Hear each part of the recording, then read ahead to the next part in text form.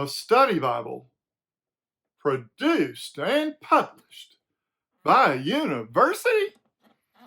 Welcome to Bible on the Go with Dr. Dan. Yes, this study Bible was produced and published by a major university. And it's my privilege to show you today the Baylor Annotated Study Bible. A good friend of mine is a graduate of Baylor and is quite the Bible teacher. And he said to me, "Hey, did you know Baylor had a study Bible?" And I was like, "I didn't know Baylor had a study Bible." And he bought one and loaned it to me. And look at all the bookmarks I found. And this is really, I've never seen a study Bible like this one. Let's talk about it. Well, of course, the Truett Theological Seminary is the seminary at Baylor University, and they had quite the hand in putting this together. And there's one thing they did that was really interesting is they give a preface to the New Revised Standard Version, which is the version that they chose. And I think it's good. I think it's really interesting how they chose it and they talk about it because they're giving a full explanation as to why they used it. It's akin to the King James in the great history of the King James, and they give a history of the New Revised Standard Version. So it's quite a good introduction. And then, of course, they have the books of the Bible in alphabetical order after the canonical order, like this. And on the paper itself, now this was written by scholars. That is, it was put together by scholars, so it looks scholarly anyway. A beautiful 2-column format for easy reading, a clear line across the bottom from the Bible text to the notes. And the interesting thing, it's so clear. That is, in the notes, they have the reference range so that it's easy to locate what the note is talking about. And if you've paid much attention to study Bibles, you know that this is an important feature because sometimes study Bibles can be loaded with so much information, it takes a little while to know, what the note is referencing. And in the note itself, I want you to notice this, is a continuous single column note all the way across having to do with it. So whatever they're talking about, they talk about extensively. And it makes for a rich study experience for sure. And then at each introduction, this one happens to be the introduction to 2 Samuel, but it's a great example. Every single book has a one-page clear text introduction, and it gives you the essence of what you need to know relative to that book. And every single one, even if it's a 1 Samuel, there's one for 1 Samuel, there's one for 2 Samuel, there's one for 1 Kings, there's one for 2 Kings, and it's clear. Now, everything about this Bible is consistent all the way through. I've basically told you how the whole thing's arranged. And if you're a reader and a studier and you like to have that clear information, you will not be disappointed with the Baylor Annotated Study Bible.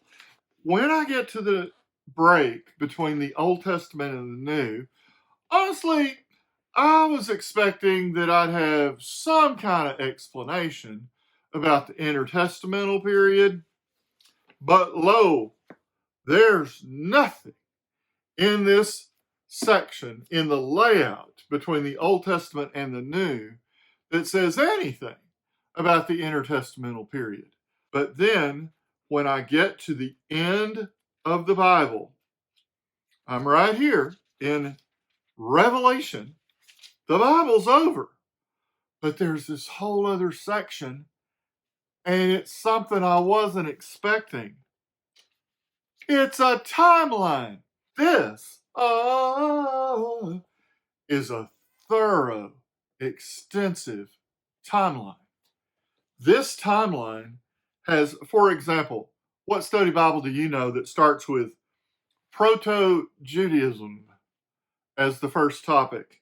And it goes to all the way back to the patriarchal era, beginning with Abraham in Genesis 12 at the year 2000. And it actually tells you Middle Bronze Age, right, in terms of context.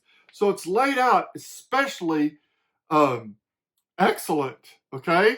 Cool, fantastic, okay? Because it's giving you good information. It's giving you the year ranges, and then it's giving you bold headings for the major periods. And hey, it's a thorough timeline. Look how vast this is, okay? It goes all the way. And now here's our next big section, early Judaism, and then everything. There's the united monarchy of Saul, David, and Solomon, then the divided monarchies of Israel and Judah. I mean, they're not missing a thing, okay, in what they're covering.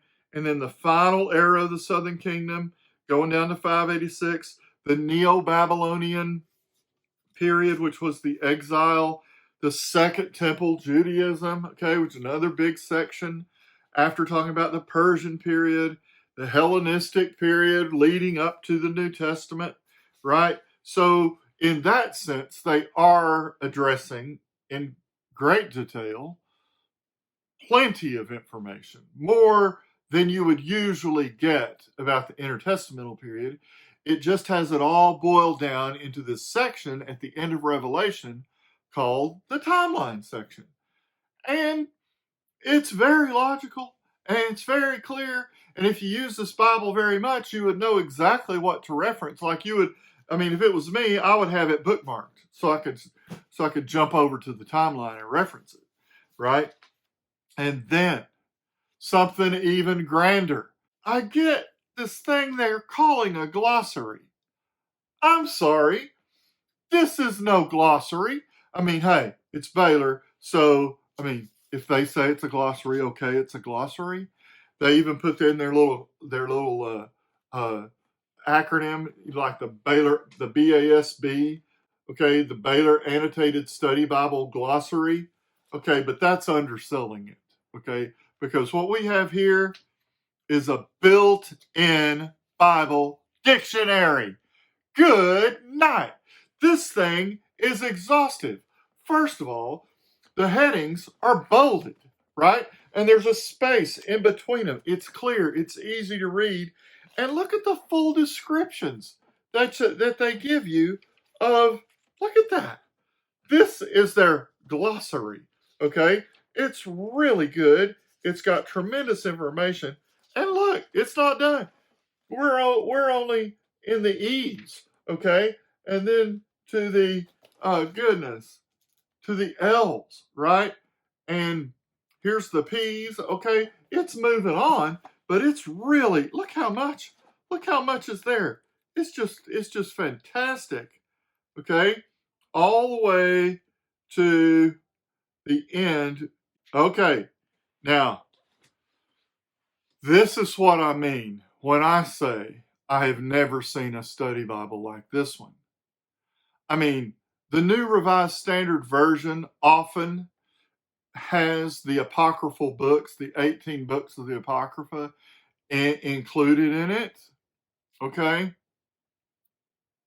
That's what you expect with the New Revised Standard. But from Genesis to Revelation, there was no apocrypha. After the timeline and after the intense glossary, also known as Bible Dictionary, in the back, they bring us to the Apocrypha. Now, for Protestants, of course, the apocryphal books are included in the Catholic versions of the Bible, and there's nothing wrong with reading the Apocrypha. It's good from the Protestant perspective. It's historical, right? And there's a lot of references that the Bible makes to the Apocrypha, so you might as well have it close by to reference if it interests you. And there it is in the back of the Baylor Annotated Study Bible. Now, this Bible has maps, but I gotta tell you something about these maps. There's not too few, and there's not too many. It's only the essentials. And of course, because it's Baylor, you get the Holman maps that you find in a lot of Holman resources. First, we have World of the Patriarchs. That covers Abraham, Isaac, and Jacob. And then we have the Exodus from Egypt, which is also important. And I like this, the Kingdom of Israel when it was united picture, and the Kingdom of Israel when it was divided. The kingdoms of Israel, one should say, because it was divided. And then the Assyrian and Babylonian periods on one side and the Roman divisions of Palestine on the other. I thought that was fantastic to have those facing each other. And the map of Palestine during the time of Jesus, okay, during the ministry of Jesus.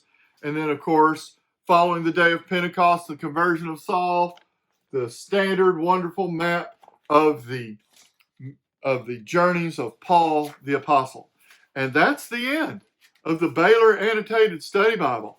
It has maps, and it's got the apocrypha, and it's got all the helps in the back, because the goal of the Baylor Annotated Study Bible is to bring you the text of Scripture first, and to only bring the text of Scripture until you finish with the book, and then give you the extra stuff. Thanks for watching Bible on the Go with Dr. Dan. If you like these videos, the best thing you can do is to hit that red button called subscribe. You only have to do it once, and it's absolutely free.